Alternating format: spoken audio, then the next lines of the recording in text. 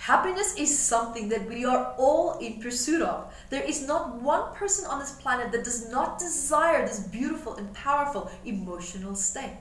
Now, it is a state of mind that not only alters your outlook on life, it alters biochemistry in your body as well, to such an extent that it can actually alter your DNA.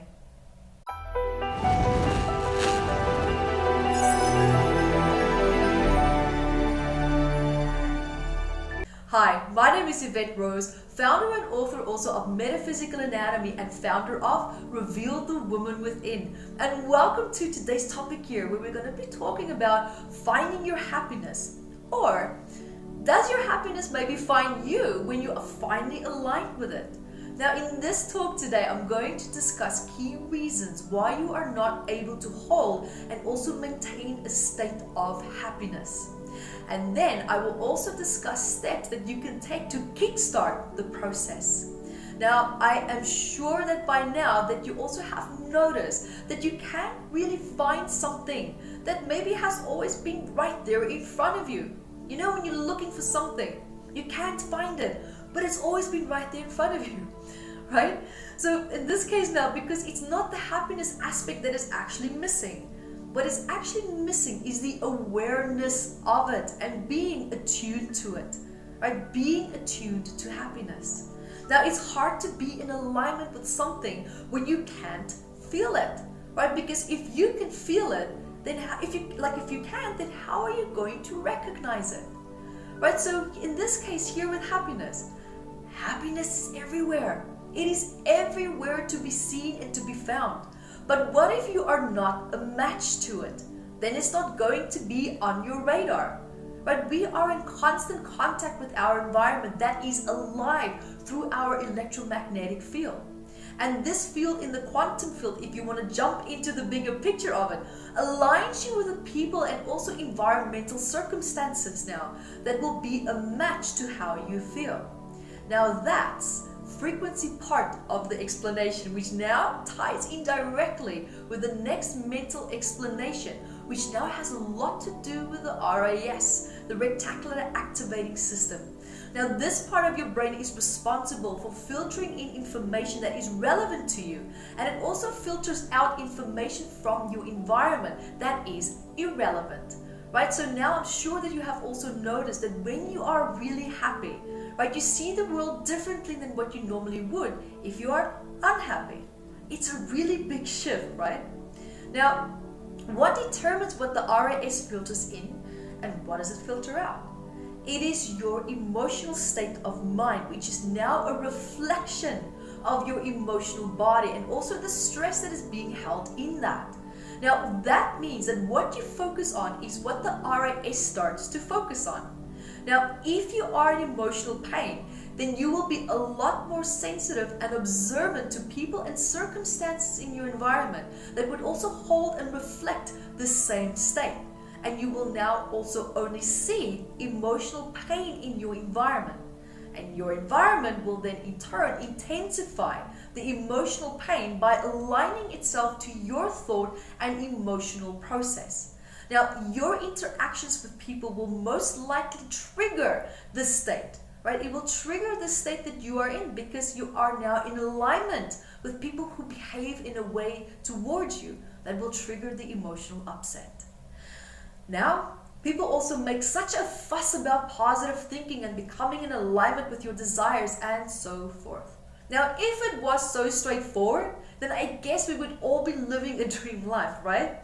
Now, here's a very, very important aspect to also now into creating what you want and also keeping it, such as happiness. Now, if you can't feel or access a certain emotional state, let's say that you can't, you can't hold that state of, positive emotion. It only lasts maybe an hour or then probably a few minutes, right? And then there is now the emotional unprocessed trauma of the stress that's blocking this positive emotion from staying in alignment with you. So it begs the question, what disconnects you from holding and feeling this emotional and mental state? I say emotional state and mental state here because that is exactly what is happening, right? When you feel happiness, you feel an emotion and you feel also thoughts that also could be connected or unrelated to this emotional reaction, right? So when you feel happy, I am sure that you have noticed that you perhaps have flashback memories from times when you were also happy. Or it could actually be that you're starting to have flashbacks of times when you wish you were happier. Now, either way, these two experiences always fire off together. Now, why does this happen?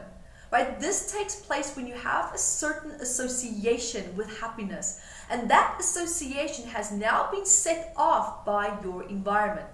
Now, let's jump into one of the blocks that you can have with happiness.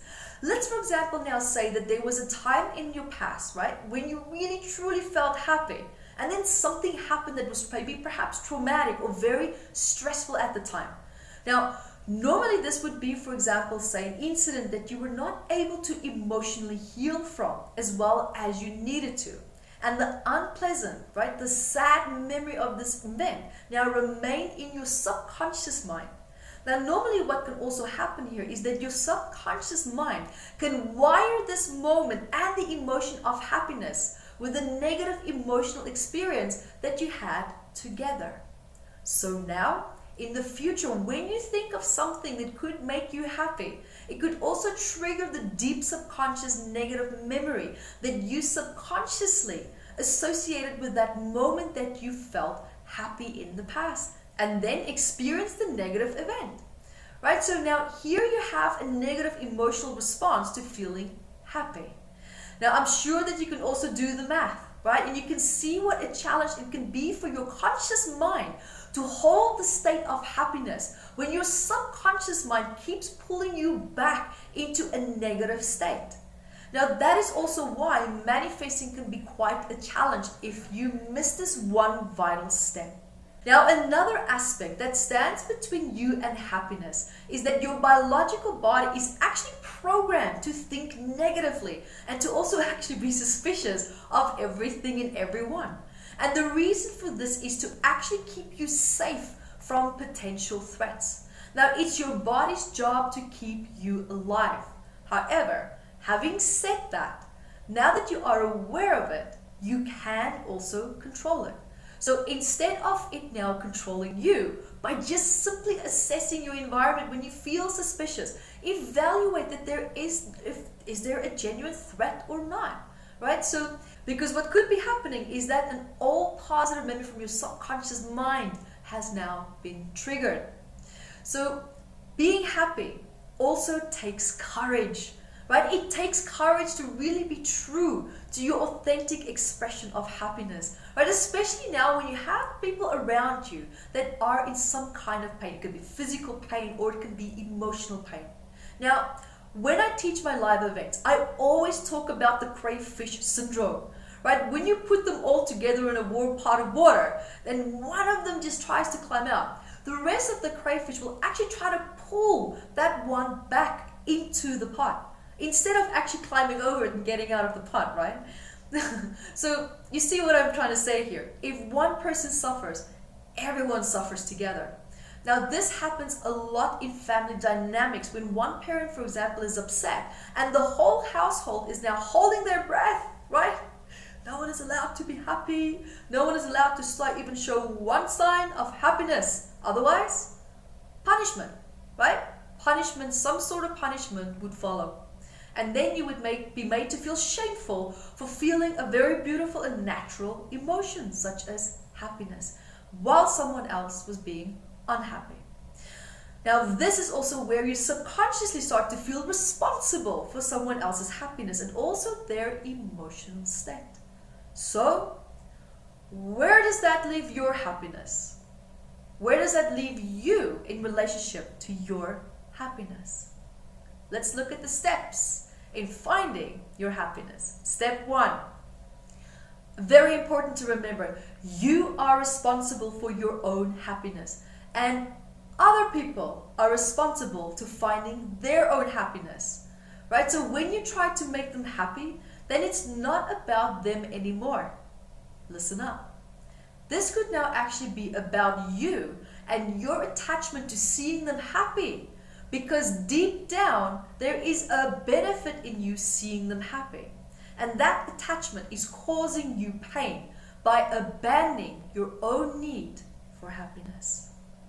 Step 2, right? Your subconscious mind now, here, your subconscious, fear of being happy. There's a fear of it. Now, if that's the case, then I invite you to go through my free guided healing session at guidedhealingsession.com and heal the fear of happiness. Now, step 3, rewire your brain. The moment that you think of wanting to be happy and you feel a negative thought starting to surface, immediately in that moment, rephrase your negative thought with a positive thought. Right? Also, with what you can actually do is just with the opposite of the negative thought that you had. And then keep affirming it until the negative thought starts to disperse.